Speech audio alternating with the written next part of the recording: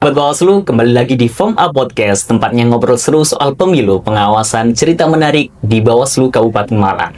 Santai tapi tetap kritis, karena suara kita penting buat masa depan bangsa. Kembali lagi bersama saya, Jalal, yang akan menemani sahabat Bawaslu di Form A Podcast episode kali ini. Sahabat Bawaslu, dalam penyelenggara pemilu tentu ada banyak aturan hukum yang menjadi rujukan, mulai dari undang-undang, peraturan Bawaslu, surat edaran, hingga putusan-putusan lainnya. Nah, Pak, agar semua informasi hukum itu bisa diakses dengan mudah, Bawaslu menghadirkan sebuah wadah dokumentasi yang dikenal dengan istilah JDIH. Untuk membahas lebih jauh tentang apa itu JDIH, bagaimana cara mengaksesnya, di episode kali ini Form A Podcast menghadirkan staf hukum Mbak Indi. Saya sapa terlebih dahulu. Selamat siang. Selamat siang, Mas Jala. Kabarnya gimana? Alhamdulillah baik ya. Mbak Indi ini merupakan staf hukum dari CPNS, yang mana mungkin sebelum kita membahas lebih jauh, mungkin bisa sharing, Mbak, first impression masuk Bawaslu ini seperti gimana ya? First impression waktu masuk Bawaslu itu nggak tahu kalau misalnya ada Badan Pengawas Pemilu. Jadi saya kan dari masyarakat umum. Jadi saya itu taunya KPU itu sebagai penyelenggara pemilu. Tahu-tahu, oh ternyata ada yang namanya Bawaslu, ada yang namanya KPU, ada yang namanya DKPP. Dan pertama kali masuk Bawaslu itu takut buat membuat kesalahan yang pertama, dan yang kedua itu takut untuk nggak bisa memenuhi ekspektasi banyak orang. Lebih overthinking ya, Mbak? Iya, betul. Oke, mungkin itu, Mbak, selama kan sudah 4 bulan ini berjalan, apa sih yang dilakukan oleh Mbak ini selama 4 bulan ini? Selama 4 bulan ini saya diberi tugas oleh senior saya. Itu pertama kali saya ingat itu saya disuruh untuk membaca undang-undang. Jadi undang-undang apa sih yang bersangkutan dengan pemilu itu? Terus perbawaslu, banyak sekali perbawaslu yang diberitahu oleh senior saya. Ini perbawaslu yang menyangkut tentang penyelesaian sengketa. Ini yang menyangkut tentang penanganan pelanggaran seperti itu. Ini yang menyangkut tentang tata naskah dinas seperti itu. Lalu setelah itu saya diberi tugas untuk membuat draft perjanjian kerjasama. MOU. Ya, MOU itu apa, Mas? Yang MOA juga. Ya, MOA juga.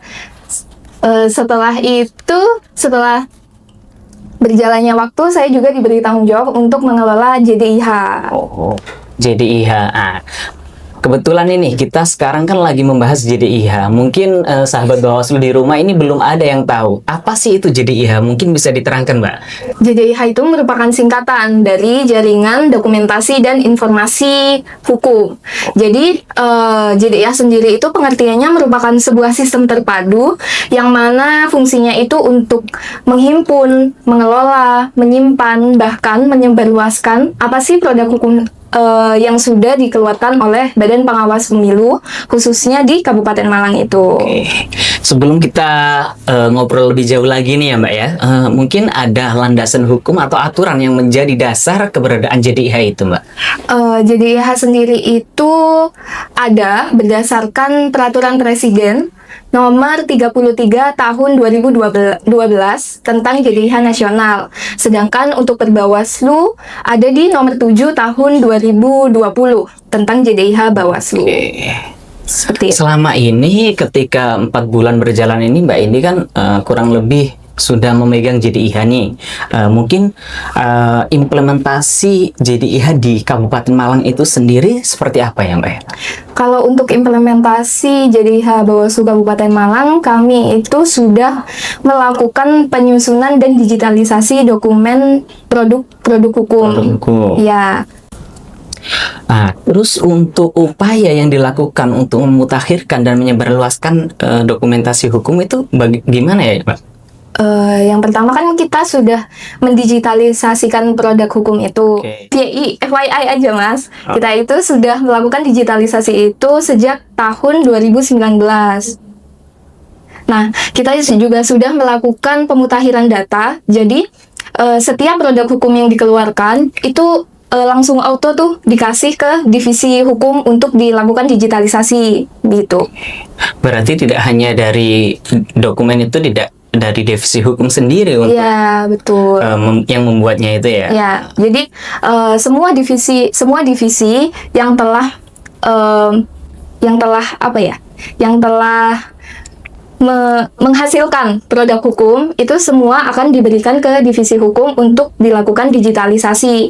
Setelah digitalisasi akan diupload ke JDIH. Seperti itu. Mungkin bisa dijelaskan Mbak, apa yang tersedia di laman JDIH Bawaslu itu sendiri Mbak? Apa saja yang dapat kita akses dari situ? Oh iya, kalau apa aja yang bisa diakses dalam JDIH itu banyak sekali sih Mas. Mungkin sahabat Bawaslu bisa langsung ke laman JDIH Bawaslu nih untuk tahu apa aja sih yang bisa diakses. Nah, salah satunya itu kita itu bisa mengakses undang-undang. Undang-undang apa saja yang sudah diterbitkan oleh Bawaslu. Yang kedua itu tentang keputusan apa sih yang sudah dikeluarkan. Lalu yang ketiga itu SK, putusan-putusan, dan banyak sekali produk hukum yang sudah dikeluarkan oleh Bawaslu dan itu tuh sudah sudah terupload di JDIH seperti itu. Mungkin sahabat Bawaslu yang ada di rumah ini ingin tahu atau mencari produk hukum di JDIH Bawaslu. Websitenya apa sih Mbak ya? Kalau untuk website JDIH itu bisa diakses melalui www.jdih.bawaslu.go.id.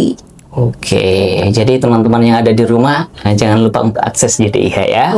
Oke, mungkin ke depannya harapan dari Bawaslu Kabupaten Malang sendiri, khususnya ini staf divisi hukum ini dalam pengelolaan JDIH itu seperti apa? Harapan kedepannya itu yang pasti lebih lebih tertata aja sih.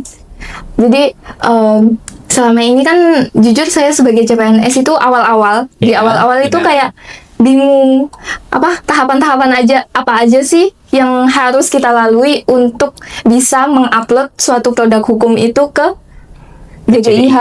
Ya betul seperti itu. Dan mungkin untuk kedepannya itu ini kayak produk hukum apa yang mau diupload itu lebih